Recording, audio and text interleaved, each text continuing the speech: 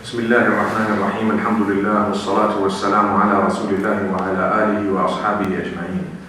We praise Allah subhanahu wa ta'ala. We send blessings and salutations upon Muhammad sallallahu alayhi wa sallam, his entire household, all his companions without exception. We ask Allah subhanahu wa ta'ala to bless you all and to bless every single one of us and our children, those to come up to the end. May Allah subhanahu wa ta'ala grant us all goodness in this world and the next. Ameen.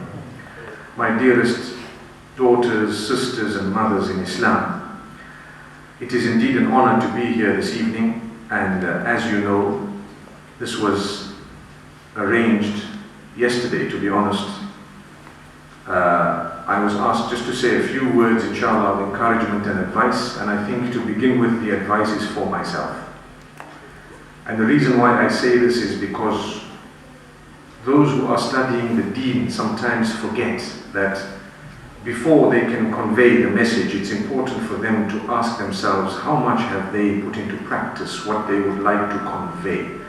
And it's not wrong to convey something that you have not put into practice, but the value of it is diminished. For example, if a parent is smoking, he has the right to tell his child not to smoke because he knows how bad it is. But the value of that advice is diminished when the child witnesses the same parent smoking. That's all we're saying. So if someone is not regular with their salah and they're worried about their children, they have the right to tell their children not to miss a salah. But if the child sees the same parent missing a salah, the value of what you're saying is diminished. So if you want to be effective in the way you are conveying the message, whether it is to your children, to those whom you mix with, to those whom you may teach in the future, or to the general public, you need to make sure that you have put into practice whatever you've learned as best as possible. So my beloved daughters, sisters and mothers, what I can tell you is today, from amongst you, there will be those who will learn, and the learning will help them firstly. It will develop them as people. And how you know that your ilm has helped you is when you become hard on yourself but lenient with others. Remember these words. When you know that your knowledge has helped you is when you become hard on yourself but lenient with others. So I will not miss tahajjud, but I will not look down upon someone who misses the tahajjud. I will perhaps be a person who is so regular with reading my ahzab and whatever else of the Quran. But if someone reads very little, it's not like I'm going to look down upon them. I will actually try and look for other deeds that they have done that I have not done. So we always look at others, and we should be looking at what they are doing that we are not doing. I have a habit. Even if I see a brother who doesn't look outwardly a person upon, for example, if I can use the term, the sunnah. Outwardly, it doesn't look like he's upon the sunnah. I know that outwardly there is great value for the sunnah that are being left out by some people. We are not denying the value of it. But for me to look at another person and feel in my heart that, you know what, they're not really heading in the right direction in totality, might just be a wrong way of looking at things. The reason is, instead of that, I need to ask myself, how can I help this person? I want to give you an example as sisters and daughters and mothers. If, for example, you witness another sister or someone who might be younger than you, older than you, in terms of a female, doing something or having been dressed inappropriately and so on. Number one is you need to know, okay, in the eyes of Allah subhanahu wa ta'ala, that is wrong. You need to know that. There's no doubt. We don't want to mince our words. So there is, something that is happening that we believe is not exactly as it should be, but how you interpret it and how the questions that you subconsciously ask yourself as a result would determine whether the knowledge you have had came with a sincere intention of being conveyed or came with arrogance. So if you have a lot of knowledge and you see someone doing something totally wrong, you will have what is known as a fikr, like a worry, a concern, to say, how can I get this message across to this person? So it will immediately make you greet them. Assalamu alaikum, you're smiling with them. You won't address the matter immediately. How are you, my sister, for example? Or, mashallah, tabarakallah, so good to see you. You develop a relationship through good character and conduct. They would love to be in your company. You haven't yet addressed the issue that struck you right at the beginning. Why? Because your aim is to be able to benefit them with what you know in a way that has hikmah in it. Many people have lots of knowledge. They don't have the wisdom of how to impart the knowledge. They chase people away from the deen because they don't even greet those whom they feel outwardly are not close to Allah. So then you greet and then you talk, and the next time you see them, they will greet you because they felt warm. We are human beings. It's nature that when someone greeted you well and they really made you feel warm and comfortable, the next time you see them, you feel happy, right? If I looked at you, greeted you well, but if I didn't want to greet you, didn't look at you, looked at you and said, astaghfirullah, looked away, these words that may come out, yes, there's no harm in saying astaghfirullah for something that is bad and wrong, but you don't say it in a way that makes a person feel that there is no hope for them, not at all. You have just cut the link. So what was the point of you learning so much when you're not going to be able to reach out to people because you don't even have the methodology? And it's becoming more and more difficult as time passes. So the next time they see you, they greet you. Oh, mashallah, how are you doing? Would you like to come home? Or where are you going? Or something of that nature. Basic questions, not what we would term in our language as panchat, where you're not going to ask questions. Oh, so where do you work? How much do you earn? What do you do with your money? Oh, I see, this bag you have. How much does it cost? Normally, those type of questions irritate. They irritate. They create distance. I have a habit. I do not ask unnecessary questions. Even my own relatives, I sometimes don't know what they do for a living. So it's got nothing to do with me. They're not stealing my money. So it's good, alhamdulillah. I don't need to ask them. So, hey, what do you do? And so on. You may, if you're close to a person and there's no takalluf in what you're trying to say, no problem, you can ask. But when you meet someone, you want to correct them, you want them to benefit from what you have, you need to humble yourself. You need to apply tact. You need to make them feel a relationship between you and them. And then when the opportunity arises, wallahi, sometimes without you talking, they will get the message. They will want to dress like you. After a while, they'll say, sister, I want to go into hijab. Wow. I didn't say one word. But because I was so kind, they realized that this person is so happy, so kind, so content. I give you an example. This is a true example. At one workplace, they have every day they have to write what they feel, or I think it was like a machine. You have a sad face, a happy face, and the faces, and you've got to press a button as you're walking out. How you feeling? What do you think? How's the environment at work? So what they noticed there is there were some Muslims who were working, who were, mashallah, really good, determined people, and good in the sense that they tried their best to adopt what is Islamic. And every time they would press the 5-star rating to say, I'm very happy, every day, all the days. And they would be seen smiling. You see, the smile is a sunnah. Do you know psychologically, by you smiling solves the problems of other people? Did you know that? It solves the problems of other people. If we're all gloomy, even if I don't have a problem, like walking here, I start feeling gloomy. Why? Everybody's frowning, everybody's looking sad. I say, what happened? They say, nothing. So nothing actually happened, it's just me not smiling. The sunnah of smiling is so great, and what it makes you feel like, these problems, they are nothing. Everything is from Allah. Allah tests everyone. All of you here, you have problems. I have problems. I have major issues. If I were to bare you my soul, you probably would think, how is this guy sitting here? Do you get what I mean? But everyone has, sorry, I don't, it's not a disaster. I'm just giving you an example here. But everyone has issues. Some people have major issues, okay? So the point is, when they were smiling all the time, they were actually asked that, how come? What is it? Some of the non-Muslim sisters actually asked the Muslim sisters who told me themselves, that, you know what, they came to ask us that, what's the driving force? How come you're always happy? Then they shared a hadith, ajaban li amri al-mu'min. I'm sure you're aware of the hadith. They shared, for example, the issue of a smile and how it's a sunnah and so on. And wallahi, it's amazing because today everyone is searching for contentment and no one has it. So this was something unique. And the point I'm raising is, it's da'wah on its own. So some of these sisters were interested in Islam as a result of what? Just the emotion, just the attitude of the people. Just to say, I'm always happy. It's not like I don't have problems, but the way I look at my problems is very different from yours.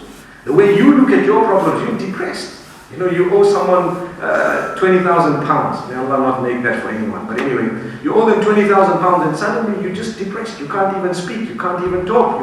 You know what? You're at home. You're on medication. And there is another person who's a proper Muslim. They owe the 20,000 pounds. Guess what? They're happy. They're making dua. They go out. They work hard. They get 500 pounds. They pay it. Now it's 19,500. I've come down. They go back, they work hard again, they earn 1,000, they pay, it's 18,500. And before you know it, guess what? It's down to zero. Allahu Akbar. Might have taken you a little bit long, but that was the attitude. So the point I started with was how to reach out to people. I tell you, there are so many people who have lots of knowledge. Allah has not used them. Allah has not used them to spread the knowledge. But perhaps because of their attitude, because of their akhlaq, because of the way they look at people. I was saying, when I look at someone, I always ask myself, what does this person have that I don't have? What are they doing to serve the deen that I am not doing? And wallahi, I am very, very amazed by what I have found. I found someone, for example, you know, if you look at him, you barely see him at the masjid. I'm not saying he doesn't read his salah. And if you look at his face, you know, you wouldn't even think he was a Muslim. You would mix him for a person of another faith. But silently and quietly, the amount of assistance that he rendered on a very, very high level politically for the Muslimin is such that I felt within my heart that he has done more for the Ummah than a lot of us who are serving the Ummah directly. And I make dua to say, Ya Allah, today I'm free to work because of someone's effort, for example, who helped with legislation. Now imagine if my relationship was terrible with all these people because I said, you know what, this person, they don't even wear a scarf, for example, they don't even have a beard, for example, they have their pants that are dragging below their ankles and so on. Yes, I'm not saying that those are ideals in terms of Islam. Don't get me wrong. But I am saying the way you look at things and how you choose to correct them differs from person to person. Depends on how you apply the wisdom. How you must have a positive outlook. You see people learn to look at the good in them. We have one major problem in the Ummah today.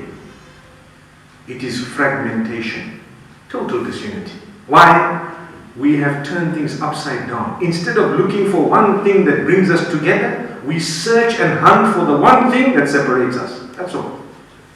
So this is something very, very sad. And we need to change it, because the reason I'm telling you this is, mashallah, you're learning the deen. Some of you will be learning it, inshallah, and you will be able to reach out at least to your family members. Some of you will be able to reach out to more than just your family members. Maybe you might be teaching a few children at home. Maybe you might be joining a maktab. Maybe you might be, for example, teaching in a bigger institution. You might join a college. You might want to do a degree after this, for example, and become a school teacher. And you will have so many opportunities. And guess what? Some of you, a lot of you, might just be on the internet. And the internet, you can reach out to millions of people. You can reach out to millions of people. But if your attitude is wrong, and the way you look at people is wrong, and you look at people as evil, just because of a deed or two they've done, and not differentiate and distinguish, because for me, it's the deed that is bad, but the person, there's always hope. There's always hope. If someone doesn't read Salah, they're still my brother in the deed, but I don't like the fact that they don't read the Salah. So the deed, maybe I don't like it, I have the right not to like it, okay? I don't like this deed, but that person is still my brother. I have hope. You know, a few days ago I was speaking to a group of men. And I said, you look at others, you look at those who are astray. Astray meaning not the ideal. And we all are not exactly ideal, we all need help. To be honest, we all need help. But those who are a little bit distant, look at them as clients and customers. And then go to Tesco and take a look at how they treat their customers. Or go to not only Tesco, anywhere else. Customers, take a look at gift-gaff, okay? They want you desperately to get their SIM card. When you get one, they give you another one. They want to give you points if you introduce another person. Who are these customers and who are they? Random people on earth. They don't even know who you are. And for us, I have something more valuable than a gift-gaff card to give. Let me think, all these people are my customers. They are my clients. The client is king. I will treat them like gold. I will go out and tell them, listen, wow, I will market this deen to them in a more sophisticated manner than just bombarding them with it. I need to market it. Without marketing, you're not going to get anything. So remember, if you want to sell someone a product, you need to market it in the most beautiful way. Look at the adverts. When I look at an advertisement, I tell myself, look at how they have tried to con you into believing that this shampoo is going to really make your hair from grey back to black. They convince people. And look at how much time, effort, energy and money in advertising. I have something more valuable than shampoo that I want to give the people, but I don't use marketing strategy. I get impatient. I want to just follow what everyone else might be doing wrong.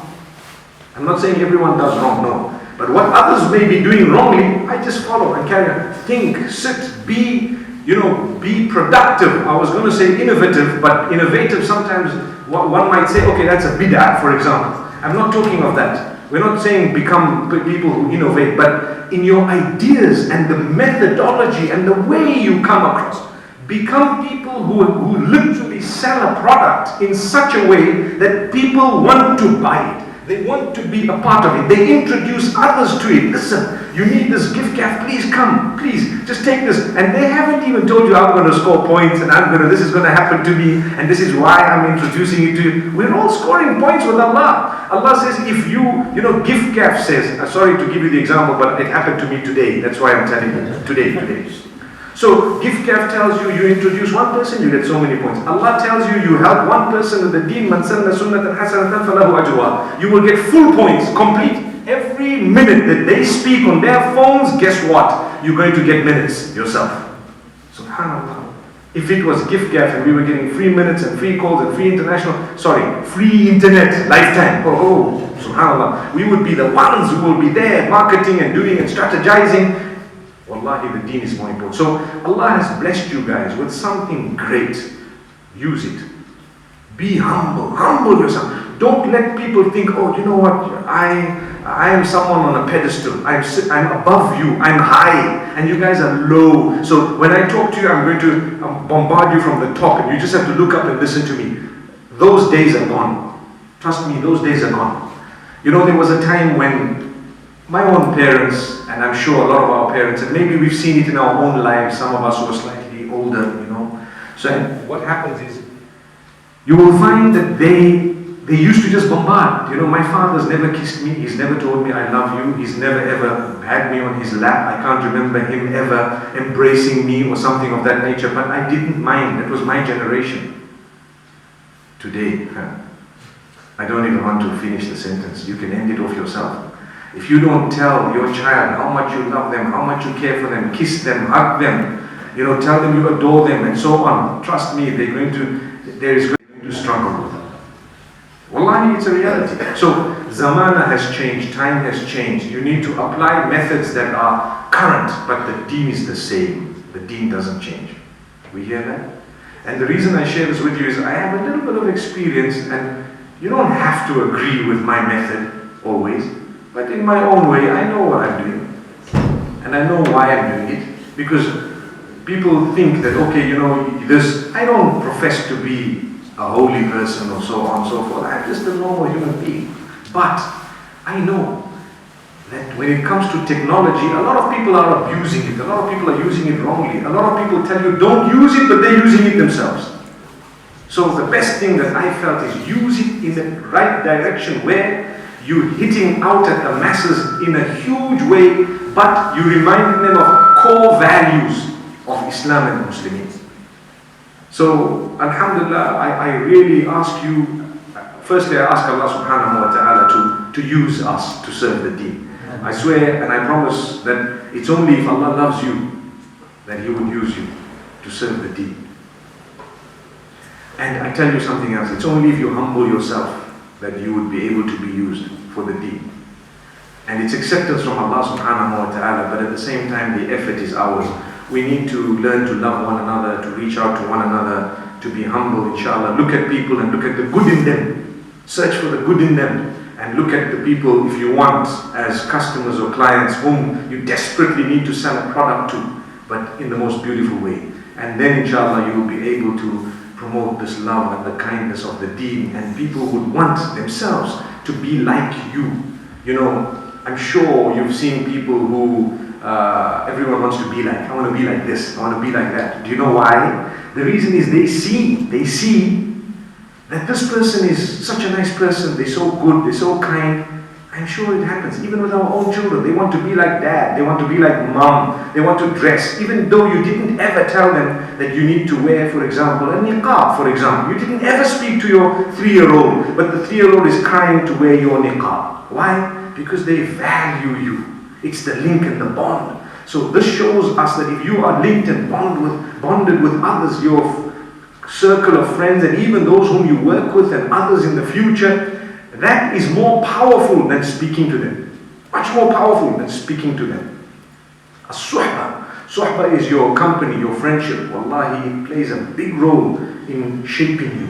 So we ask Allah subhanahu wa ta'ala to grant us ease. Work very hard, very, very hard. There is definitely going to be the need to work even harder as people drift away from the deen, and sometimes it becomes more and more difficult to access knowledge and so on, because people are becoming more and more interested in materialistic items, forgetting the akhirah and so many other reasons. So it's becoming more and more important to learn the deen, to put it into practice, to convey it in the most beautiful way. Remember that. Think 20 times, if not more, before you say what you are saying. When you want to preach, when you want to teach, think very hard. You know, Alhamdulillah, I thank Allah that now we have a lot of goodness in our teaching skills, where the way we speak to our children, very, very, should I say, you know, very different from what it used to be like 10, 20 years ago. Very different. And I think it's developed. We've given the children more value. We've respected them. And I think we obviously need to still develop further how you speak to the child, what you say. Never ever use bad words for the children. Don't chase them away from the deen. I had a complaint a few days ago. Someone overseas wrote an email to me, a mom, telling me that my child went to the madrasa and the head teacher called him an idiot in front of the whole madrasa. Why? Is that the sunnah? Is that role model? You know, is that how it's supposed to be? You need to speak to them in such a way that wallahi, they are so keen on listening, they won't even look away. Concentration. You know, someone told me children's concentration span is 5 minutes. Okay.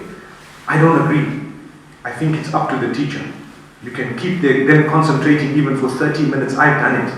I spoke to the children for how long just now? They were all concentrating. I'm not saying I did anything, you know, weird, but I just applied some of the rules that I know. I kept it very interesting. I think you may have heard what I said, right? To the children. I kept it as interesting as possible. I answered them or spoke to them exactly on their level. Exactly. I don't think there's a single child there who is not going to take back a message, no matter how old they were. Even if they were 4 or 5, I spoke for them. And I think even the adults learned the same lessons. So they didn't lose out. But the reason I say this is it's hard work to get to that level. I promise you. I'm only telling you because people ask me, how come you speak to these people on this level and those on that? I said, that's a hadith. In fact, that's the sunnah. That's how we're taught. Ali radiallahu anhu also used to say that, speak to people on their level. Speak to people according to their uqul, according to their brains and according to their capacity. So there is a very big effort required and discipline to be able to adjust to the people that you are speaking to and to be able to speak to them in the most beautiful way. There will come a time in the near future that it will become even more difficult to address people because they will be disinterested. So to market a product to a person who's not interested, it reminds me of whenever I go to a certain mall in Malaysia, there are people selling beauty products and they keep on offering you something that's got nothing to do with you. Nothing to do with you. They look at you, they're offering a man like me lipstick. I mean, come on. And they have this sophisticated lipstick and the woman comes and, for me, it's quite embarrassing. But obviously they're doing their job. I admire the determination. They want to sell me something I'm not going to buy. But what I'm touched by is the fact that now they know me. That's the thing, because I go there very often. I stay in one place basically. So every time I walk into this mall that's adjacent to my hotel in KL, and I walk in and now they just smile at me and they still offer me the same lipstick and the same things that they know, all women's products, and I'm not going to buy them. And so, subhanAllah, I learned a lesson from them to say, you know what? Just be determined. Keep on doing your job. Don't worry. Allah's watch. They try. Who knows, one day they might be thinking this is a rich Arab sheikh who's going to buy the whole shop. So, who knows? Things might happen. May Allah subhanahu wa ta'ala guide us all. It's been absolutely awesome to have come here this evening, inshallah, to have spoken to you. But trust me, like I said at the beginning, these lessons are for me to begin with. And I hope and pray that you can take a good thing from what I have said. If I made mistakes, and if I make mistakes, please ignore them, and maybe please you can correct me because I'm just a human being. But if I've said anything that is helpful, that's what you need to take. That's what you need to take. And inshallah, in that way we will be able to assist one another to the ultimate goal and aim, which is Jannah. Jazakumullah khair. Shukran for your attentiveness. Wa sallallahu wa sallam wa baraka ala nabiyyina Muhammad. Subhanallah wa bihamdihi. Subhanakallahumma wa bihamdika. Nashhadu an la ilaha illa ant. Nastaghfiruka wa natubu ilayk.